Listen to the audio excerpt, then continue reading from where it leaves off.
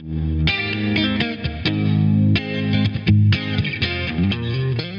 friends. This is Paul Nixon, Church is Changing podcast, and I'm here today with an old friend and a new friend. My old friend is Tom Arthur, who is the pastor of a very creative and adaptive church in Michigan, Sycamore Creek Church, in and around Lansing. And a new friend, David Smith, who is a friend of Tom's, I said, David, what is your title in the world? He said, tech nerd.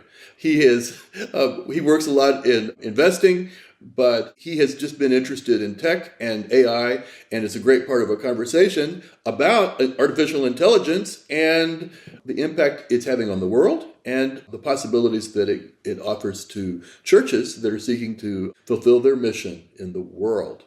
So, guys, welcome to Church is Changing.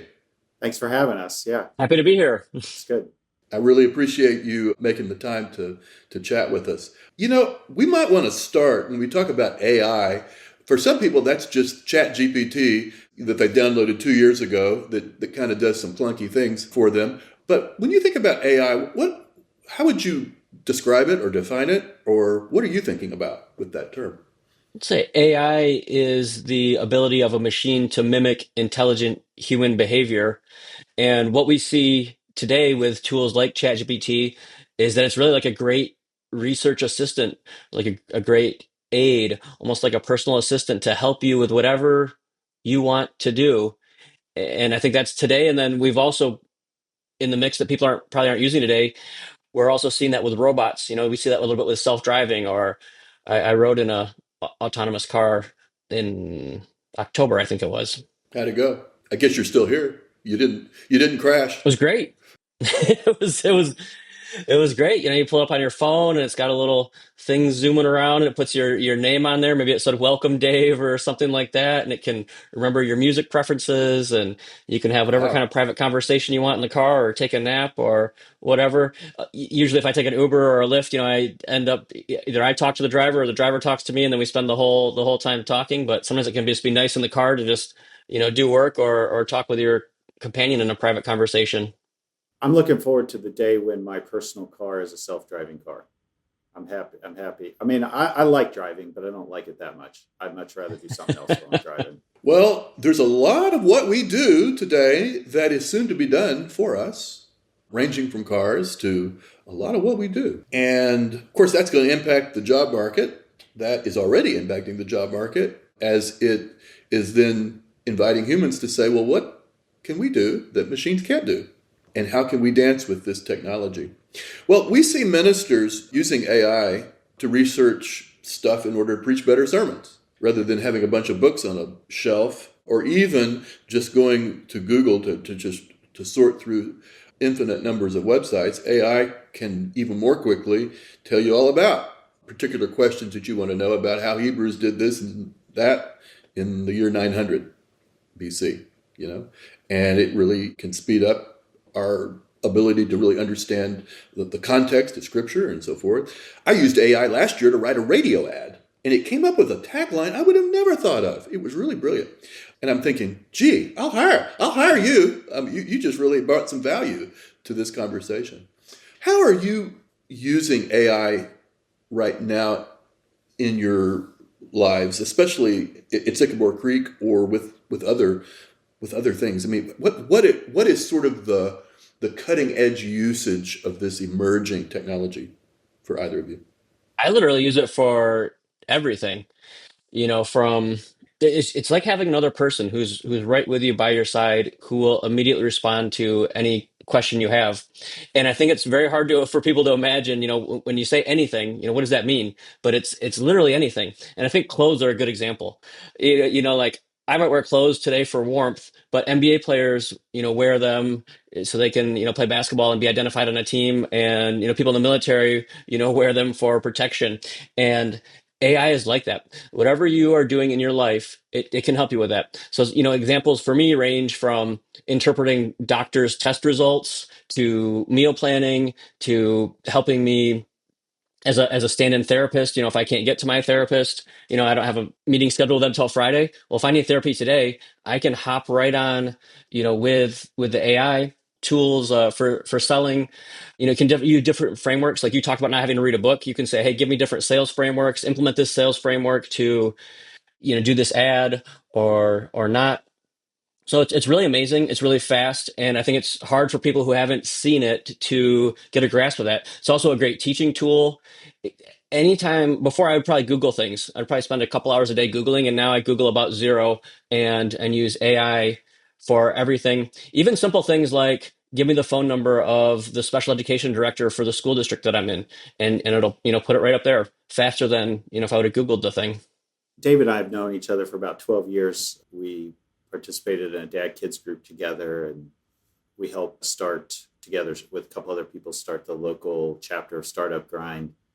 And recently, David has started an AI gathering here in Lansing. And I've only been able ever to make I think it was the first one, or maybe it was the second one. But just hearing David talk about, and the other people around the table talk about what they were using it for, it sparked into me this kind of imaginative horizon that I hadn't thought about, and was the spark for me to start thinking about this. And I think that the thing when I think about Sycamore Creek, we have three core values. We're curious, creative, and compassionate. And so the curious part plays in here. Like, let's be curious about this. Instead of coming to something first with a sense of judgment or a sense of we know better, what does this have to teach us? And then the creative piece is an idea that really, for creativity to thrive, you have to be willing to fail and have a culture that it's okay to fail. And that's something I see a lot in the tech world and kind of the spaces that David and I inhabit together. A willingness to fail, and really even an expectation that you have to experiment. And after the failure, then comes success. So when it comes to AI in the church, I think there's a way that we have to come with a posture that this is going to be a learning process, and it's okay for it to fail several times before we find out what it'll do well or how it will help us well. So, you know, Paul, you talked about it helped you write this tagline. And I think one of the most effective pieces of AI is it helps you get over the blank page. Yes. So if you're an artist and you have a blank canvas, how do you start putting paint on that canvas? And AI will throw paint on that canvas. I mean, literally, like, because we're talking, I mean, most of the things that David mentioned are text-based, but there's so much video and image-based AI at this point. In fact, visual imagery is built into ChatGPT, at least the one that you purchase, which I've done at this point. It's been so helpful that I'm like, yes, I'm paying for this. And it'll throw paint on a canvas. So you could say, I don't know whether this is how you did it, Paul, but you could say, give me 20 taglines for this thing. You could have AI read the whole transcript of this podcast and ask it to give you 20 taglines for this podcast interview. And then what AI doesn't do, that still is the piece that you would have to do, is you have to exercise the editorial control, so to speak, over you're picking the one that you're using. Yes. Or more often than not, it's not even just the full thing, the full tagline that I use, but it's like a word in one of the taglines, the 20 that it gives me, that sparks my own imagination. And we go down that creative piece. I have found, and I think this is perhaps some of the promise of technology, is that it removes some of the drudgery work from, in fact, it removes a lot of the drudgery work, or it speeds the drudgery work up. You have AI listen to your committee meeting and write your minutes for you. Right. Instead of you having to do it. Nobody, like, this is sort of like, nobody ever wants to be the secretary, and somebody's willing to do it, but you don't even have to have that person now. Now, AI will hallucinate at times. And so there is kind of, you have to, again, the editorial piece of it, you have to overlook. There is an editorial piece at this point. At this point, there is. But 10 years from now, I don't know. It's getting smarter. Yeah. It is. It's getting smarter. Well, and Tom, I love what you said about, you know, that those committee notes, and imagine an hour-long meeting or a 4-hour-long meeting, and you in the past, I might need to read through that whole thing or try to find through that whole thing to say, what did they say about this, or pull out the action items. And AI can read through that instantly and pull it out for you. And people make a big deal about those hallucinations, but I mean, gosh, I don't know if it's one time in 20 or one times in 100. I can't remember the last time I had an issue with a hallucination. I do check it when it's important, like you said, Tom, but I can't even remember, using it every day, multiple times a day for, geez, 2 years now. And I can't remember if it's been a month or, months since it's had a hallucination issue. Well, human beings hallucinate too. We invented hallucination. Yeah, that's what I was going to say. Like, eventually, the cars are going to get so good at driving themselves through AI that they have a lower risk rate of riding in it than riding in a human-driven car. I think most of us are experiencing what could be a lengthening to-do list in our lives for any number of Yeah. reasons. That's just reality. So we found ourselves headed to Rome on a vacation we had long looked forward to, but I didn't have time to do the research that I used to love to do about what are you going to do in Rome. And finally, I just asked, I said, okay, I got 3 days. Give us an itinerary. And then I looked at the itinerary. I said, but it's going to be 100 degrees, heat wave, and we're going to be jet lagged. Itinerary changes, adjusts. And then I say, and we don't want to spend, 100 euros a night at a restaurant, but we want to have, four-star level, and it changes again. Then while we're there, we're having a hard time finding taxis and Ubers because it's a whole weird system of how they do that over there. And it's helpful with that as well. So it saved me a lot of time, made for a good visit that otherwise could have certainly been miserable in 100-degree weather, wandering all over Rome in circles. So I want to pull this down to a level, or pull this up to a level that pastors are engaged on a weekly basis, and that is sermon writing. Okay, let's talk about that. I have joked only partially that I'm working towards having AI write my first sermon. And what I've learned in the process of trying to accomplish that is that AI can't write a sermon yet. Maybe someday it will. Yeah, actually, it can do a pretty good outline, but you still gotta do your. So we do at Sycamore Creek, we do book-based series. We don't do lectionary preaching, although you could do this with lectionary preaching. But we have coming up a series in Lent that we're doing. It's called A Perfect Love. If you're Wesleyan, this is going to resonate with you. It's based on Wesley's Christian perfection idea. And I just uploaded into ChatGPT Wesley's Christian perfection pamphlet. And then I realized, I could have it go read all of Wesley's sermons, which I have on my back shelf here. I have all 150 of Wesley's sermons. I have read actually there's 151. One of them's in Latin. I can't read Latin, so I didn't read that one. But I've read every other 150 of his published sermons. You and all the other United Methodist ministers in the connection, right? Yes, there. Yes, I've I'm read all very of those. well familiar with Wesley's idea of Christian perfection. I don't know many other pastors who've read all 150 of them. I don't know any. You're the but other than people that teach in seminary level. But yeah, anyway, I'm a Wesley geek. So, right. But then I'm still stuck with that blank page. So how do you create a 4-week sermon series around Christian perfection? And again, I just asked ChatGPT, after you've read all this stuff, which it reads it in like 30 seconds, give me 4 big topics or a 4-week sermon outline series, and it does it. And again, there's an editorial process. I can't take exactly what it says there. Right now, here's where it gets really cool, because my next series starting at Easter is based on Dietrich Bonhoeffer's book, The Cost of Discipleship. Oh, yes. I have read The Cost of Discipleship. I have studied Dietrich Bonhoeffer, but I am, again, faced with a blank page. How do I create a 4-week series based on Bonhoeffer's book, The Cost of Discipleship? So, having just had the success with Wesley, I upload The Cost of Discipleship into ChatGPT. I ask it to map it out for me as I'm refamiliarizing myself with Bonhoeffer, which I could do reading the whole book. And I actually have downloaded it and I'm sort of listening to it more at a leisurely pace. But when I'm on my sermon retreat, I got to get the thing done. So I'm refamiliarizing myself with Bonhoeffer, refamiliarizing myself. And I think, boy, this idea of costly discipleship sounds a lot like what I'm just preaching through before on Christian perfection on Wesley. And so I asked ChatGPT to give me a comparison and contrast between Wesley's view of Christian perfection and Bonhoeffer's view of costly discipleship.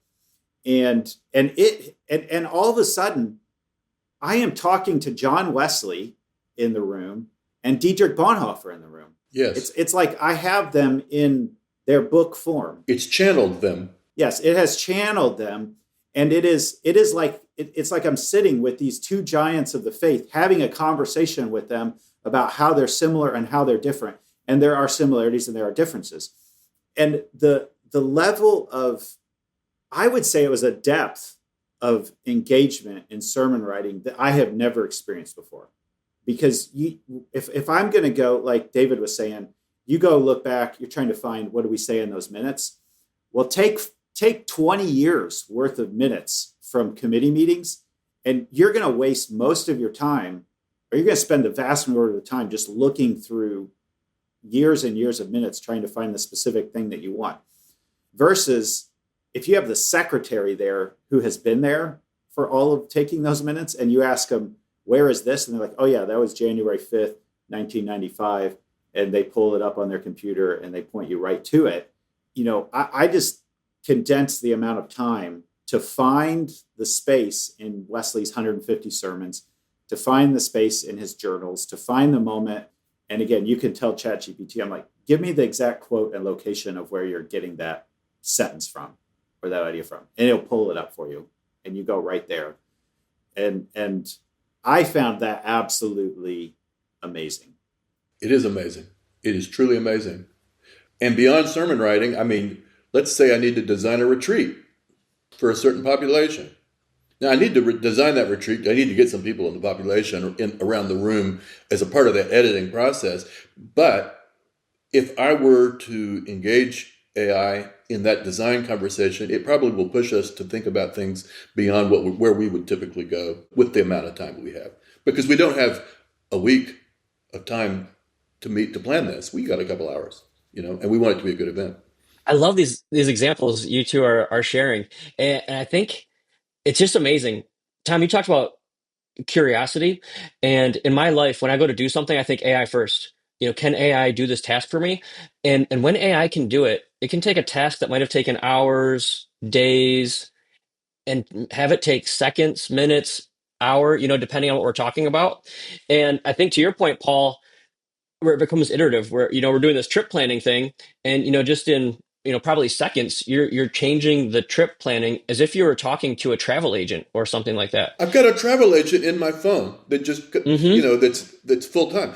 And if I wanted to really think about it, not only a travel agent, but a theologian, a parenting expert. I mean, I've got a whole entourage that is traveling with me. Exactly. It's so impressive. I want to take this again this is creativity. This is experimentation. This is not necessarily where Sycamore Creek's going to land, but this is where we're being curious and creative with it right now.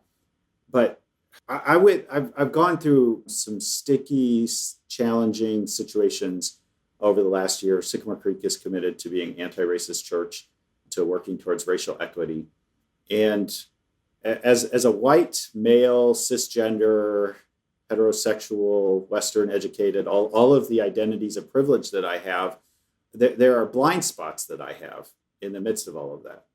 And when I was trying to navigate a particularly challenging situation, I took a bunch of the documents, a bunch of the emails that were shared back and forth, and I put it into ChatGPT. Wow. And I asked it then to analyze it based on some of the anti-racism analysis that I'm familiar with and that's out there. So I had it, it's like you're training ChatGPT. This is when you get less hallucinations, is when you're giving it the data to talk to you about. It's not making stuff up, it's pulling it.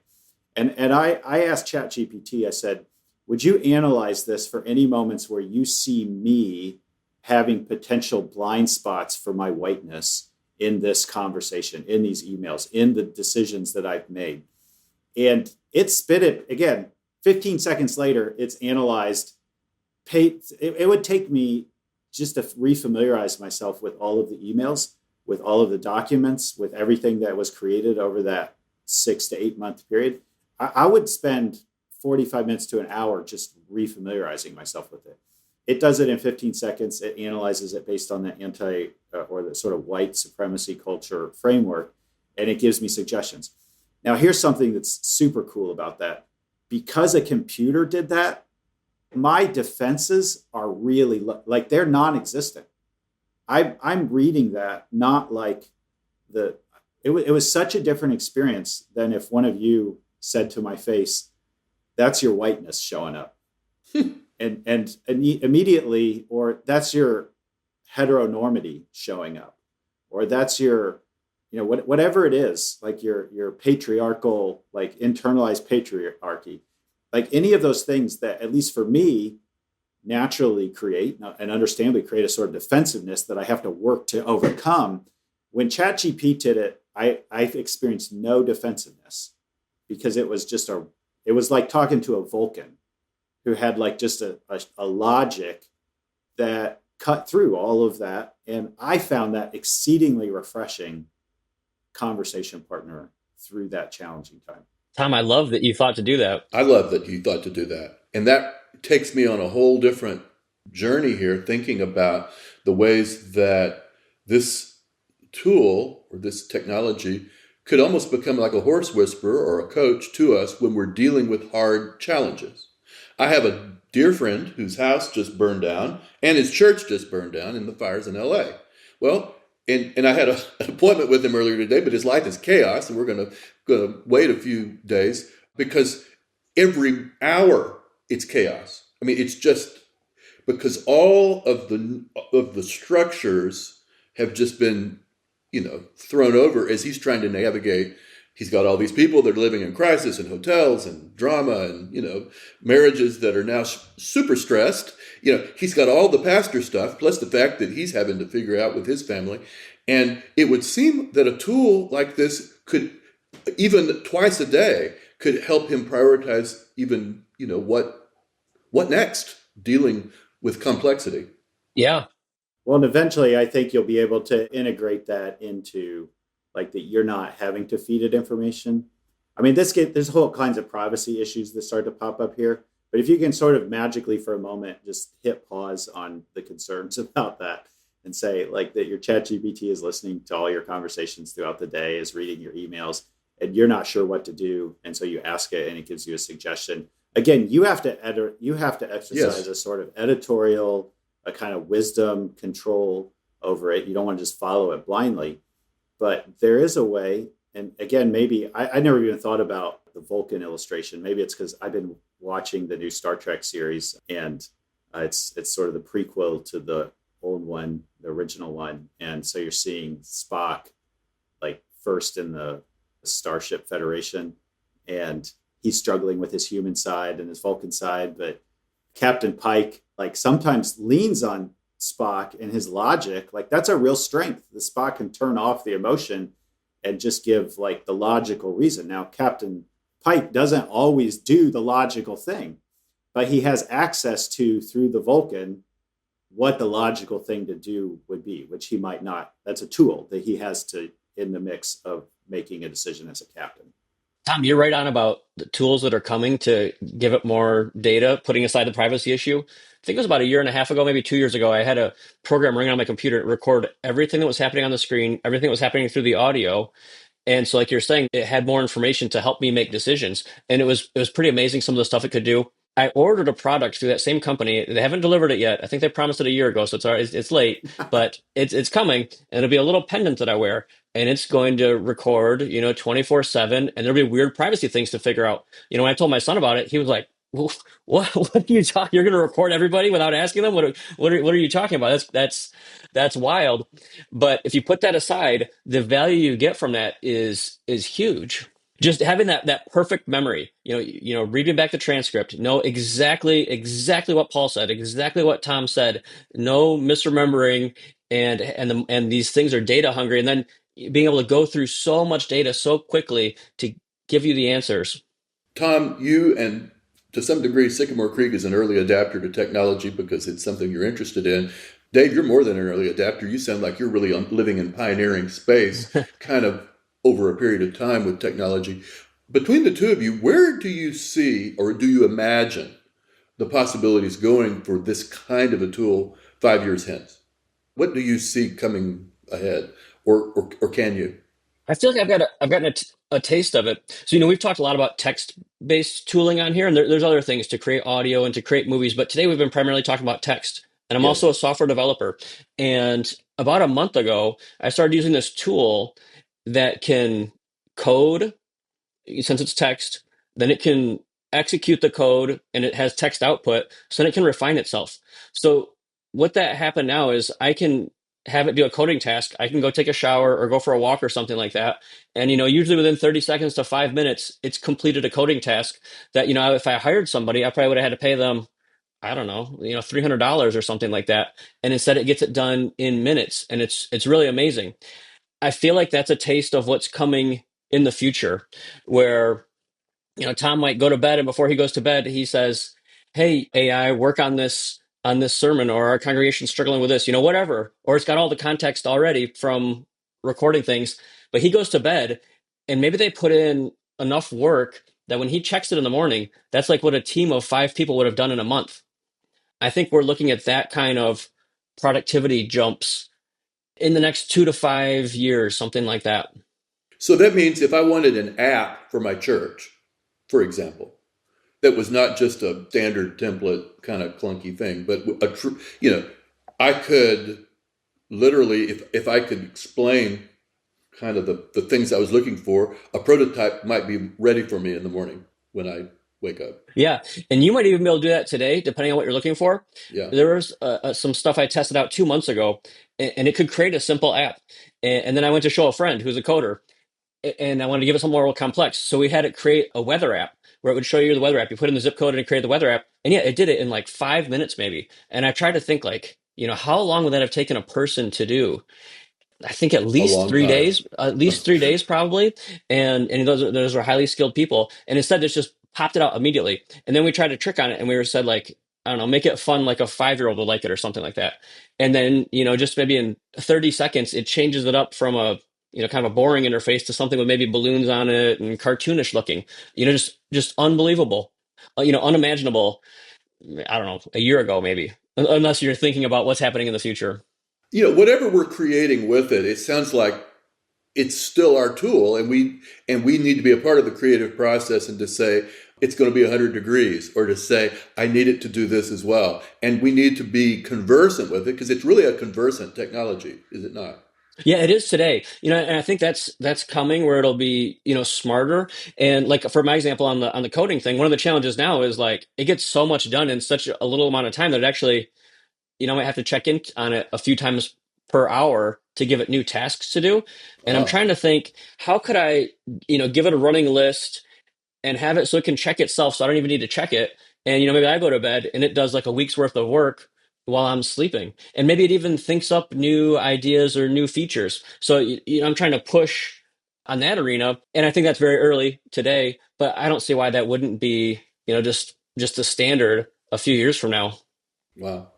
I think you're starting to talk about where it gets on the edge from what I've listened to and read in this field, where AI starts to create itself.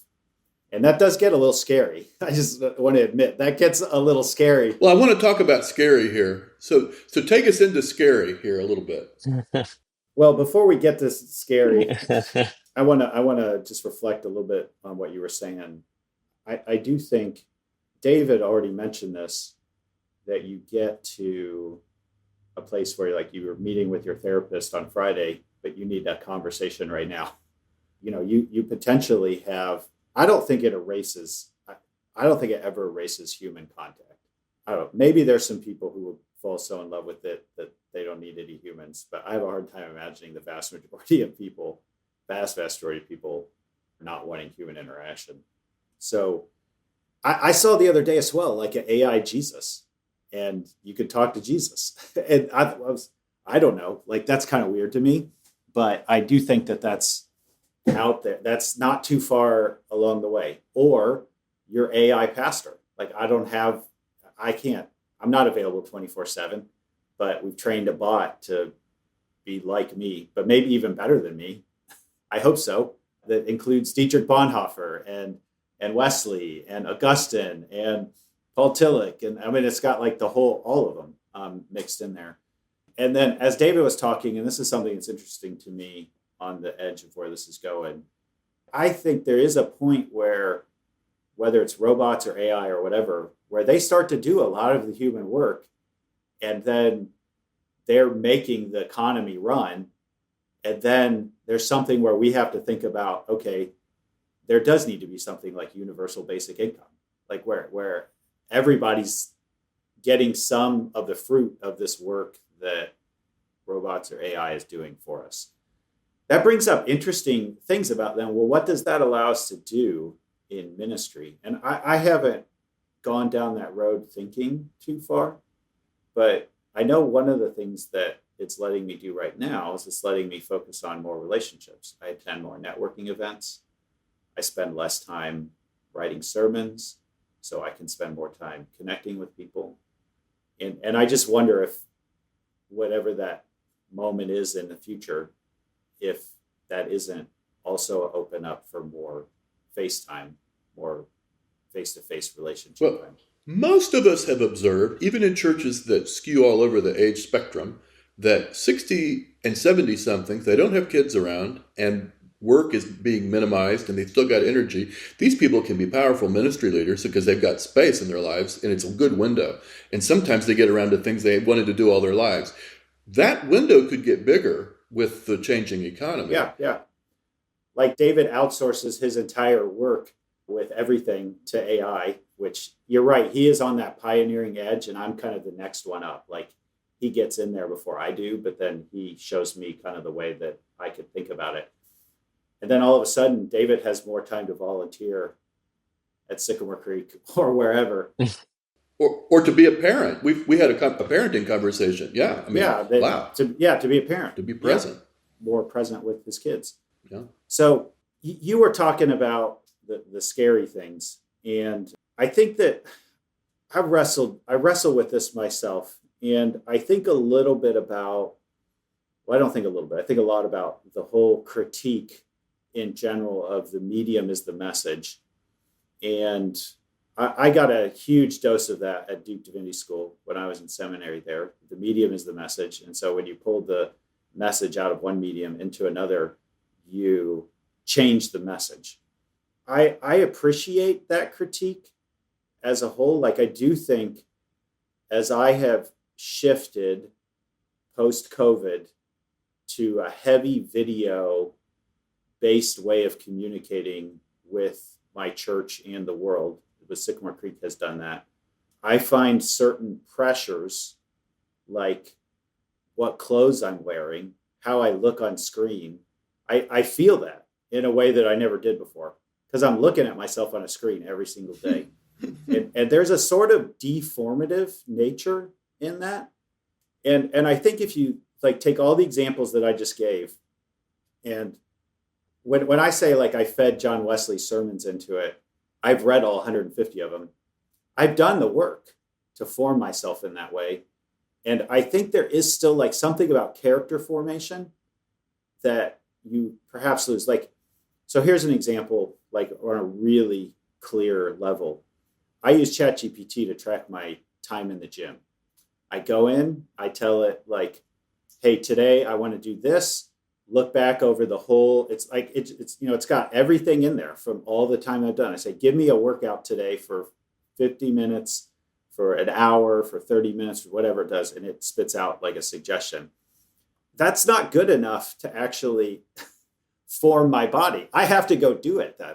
Yes. And I think there's a parallel here with spiritual formation that if ChatGPT is doing all of the reading, like if I outsource ChatGPT to do all of the reading and I'm not also reading. So, I mean, I have over my back here, I've got Abraham Heschel's Sabbath. It's a classic Jewish scholar, rabbi on the Sabbath. I have more time to read stuff like this because I'm spending less time reading the stuff that I am having to read to work on sermons. But if if my goal is just efficiency, which I do think that's kind of where the medium is the message, there's like, be more efficient, be more productive. And I'm not allowing that efficiency to free me up to do the workout, the actual workout that forms my body, the workout that forms my spirit, then there's a deformation that happens, I think, through the use of technology in this way. Yeah, I think that's well said, Tom. And I got curious about AI, started went AI first, and for a while I was doing all my LinkedIn messages with AI, my LinkedIn posts. So I'd post something on LinkedIn, and it was with AI. I mean, I was involved in it. I had the seed of it. I reviewed it. I put it up there. I probably even tweaked it a little bit. But maybe Tom, you would comment on that. I would see the comment come in my email, and I'd be like, "What? I don't remember what is he even talking about?" Then I go back and I read, and I'm like, "Oh, I see. I wrote that." And like you said, there was a lot lost in the crafting of these posts, even though I was involved in them, that I'd lost. And so that was kind of interesting. And now I don't do that anymore. With the coding, now that the AI is primarily doing the coding, like I don't know what's going on in the code base. If there's an issue that the AI can't solve, I have to like go in there and try to figure out like, oh, what's going on in here. And the computer's so much faster too that it can do so much work that then I can just for efficiency or laziness say, oh yeah, just approve. And sometimes it made a mistake. It's like, oh hey, you should have done this thing. We just lost a feature or something like that. But I just approved it.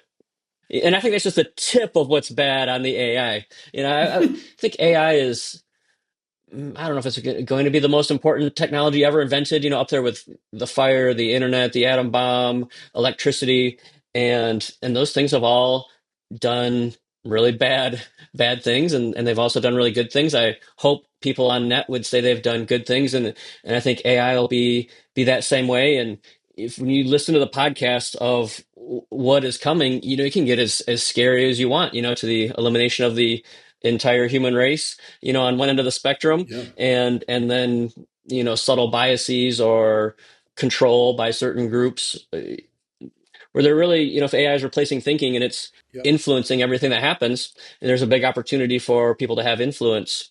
Yeah, because it's very easy to for anything that's AI produced or anything that's produced outside our own thinking to suddenly become biased or to be laden with somebody else's agenda that's not my agenda, and all of a sudden that's not good. So the two things for me is I need to learn how to think. I need to learn how to think deeply and critically, and I also need to still not unlearn how to pray. But as a spiritual human being, both of those are really important. I could see how AI could challenge my commitment in both of those ways. And I'm not going to think as deeply, and I'm not going to be wrestling with God about the things I need to be wrestling with, because I'm just kind of defaulting to a very smart computer. I think that's a great point. And so like AI, let's say it tells me my shirt is red. And actually AI can you do images. You can take a photo and you can say, hey, what color is my shirt? And it'll say blue. But if it says red, I know, hey, that's wrong. But let's say thinking about how it can influence thinking in subtle ways. Like for example, let's say, hey, I'm having a problem with my wife. What should I do about it? It can respond in a number of ways that are all correct. But let's say there was like an anti-religion bias in there. It might never say, hey, you should pray about that. And it might just take that answer like out of, the entirety of the knowledge, and it never tells anybody to pray about that. Or it could, on the other hand, if you had a religious bias, it could, really put that to the forefront. And those are hard to detect. I would never think, oh, hey, the AI, that would have been its number one choice, but since it's been tweaked, it's not going to give me that choice.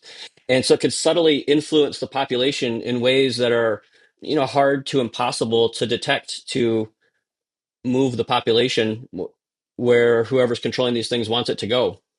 This goes back to what I described at the beginning, that for creativity to thrive, there has to be the permission to fail. And AI is going to fail. And our use of AI is going to fail. And you don't have creativity without failure. Okay, so right now I'm involved in a conversation at my congregation where we are looking at 60-year-old buildings that were built for another era. Church is growing, but in different ways than we once did. Rooms are being used in entirely different ways. Some rooms are just totally useless to us because they were built for another era. And so we're trying to think through a punch list that we're going to give an architect to help us do some redesign based on our values, which AI cannot do that work for us. That's the what I mean. our values are whatever we determine they are. And AI can play with our values, but we need to do that work. So we get our values, our priorities. How could you see AI being involved with the 6 or 7 of us that are doing this vision and planning work? How could AI converse with us to help that process so that our program we can give to a design professional would actually be more helpful? So here's something that I did, Paul, recently, and that is I took Experian's mosaic descriptions of the lifestyle segments and I uploaded it into ChatGPT. And I picked the ones that our church has focused on, the G24s, which are urban ambition. Actually, I was going to say David might fit in that group, but probably not. You have like this beautiful kind of lack of ambition mixed with ambition, which I love about you. And then also the O family group, the singles and starters, which comprises like O51 to O55. And I uploaded those into ChatGPT. I basically was training AI to think like those people. And I did a couple of things with that. I had it write 1-page like skits to introduce this group to my church. And then I also uploaded Tom Bandy's spiritual profile of these groups. And I would ask it questions about this group and their spiritual preferences. So you could take who in your value system is your demographic target or targets. And you could bring them, so to speak, into the room. You could have like a focus group with them through the data. Now, that's only as good as Experience data and Tom Bandy's analysis of it. Yes. So it's not perfect. It's not a total substitute. You'd want to test that with some actual people to see if we're on track, for sure. It does give you, though, a conversation partner about how to remodel the building that is different than the people around. And again, you're going to have to exercise editorial control over that and take it to somebody and say, hey, you're my friend. I think you're in this demographic group. What do you think of these suggestions? And in that case, for example, just as an example of how I took that from ChatGPT to a real person, there was somebody that I thought was in the G24 group that I had met. And I talked to her about it. And she brought up, she said, have you ever thought about celebrating the Lunar New Year or the winter solstice? And I was like, I've never thought about that as a pastor. And so for the first time this last Christmas in our celebration, we included something with the winter solstice.